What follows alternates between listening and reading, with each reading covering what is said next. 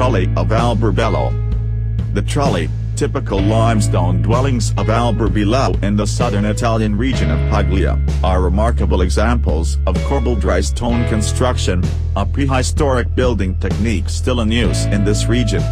These structures, dating from as early as the mid-14th century, characteristically feature pyramidal, domed, or conical roofs built up of corbelled limestone slabs.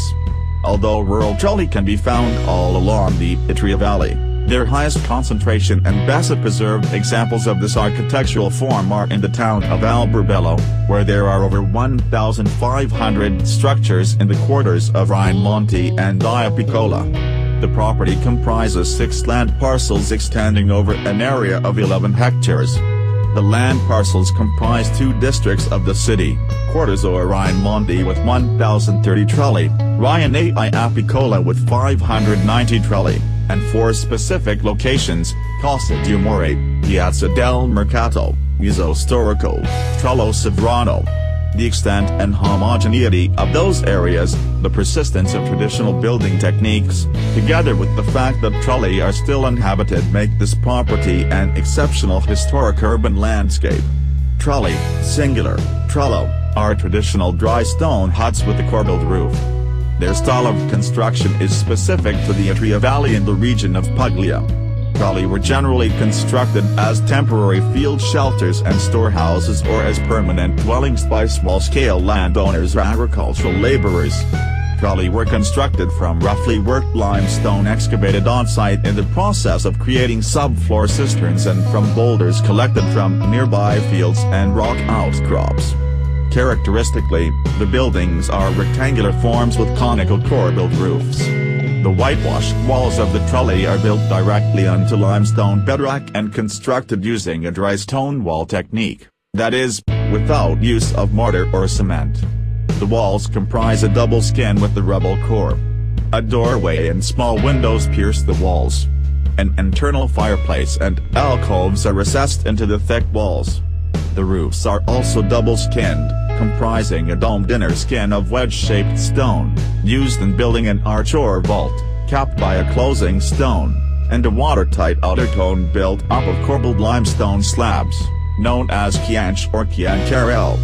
The roof structure sits directly on the walls using simple squincas, corner arches, allowing the transition from the rectangular wall structure to the circular or oval sections of the roofs. The roofs of buildings often bear mythological or religious markings in white ash and terminate in a decorative pinnacle whose purpose is to ward off evil influences or bad luck. Water is collected via projecting eaves at the base of the roof which divert water through a channeled slab into a cistern beneath the house. Flights of narrow stone steps give access to the roofs. The trulli of Alberbello represent a dry stone building tradition, several thousand years old, found across the Mediterranean region. Scattered rural settlements were present in the area of present-day Alberbello around 1,000 years ago, 1000 AD. The settlements gradually grew to form the villages of present-day Iapiccola and Mondi. In the mid-14th century the Alberbello area was granted to the first Count of Conversano by Robert Duncham, Prince of Taranto, in recognition of service during the Crusades. By the mid-16th century the Monti district was occupied by some 40 trulli, but it was in 1620 that the settlement began to expand, when the Count of the period, Gian Girolamo Garcia, ordered the construction of a bakery, mill, and inn. By the end of the 18th century the community numbered over 3,500 people. In 1797, feudal rule came to an end, the name of Alberbello was adopted, and Ferdinand IV, Bourbon King of Naples, awarded to Alberbello the status of royal town. After this time the construction of new trulli declined.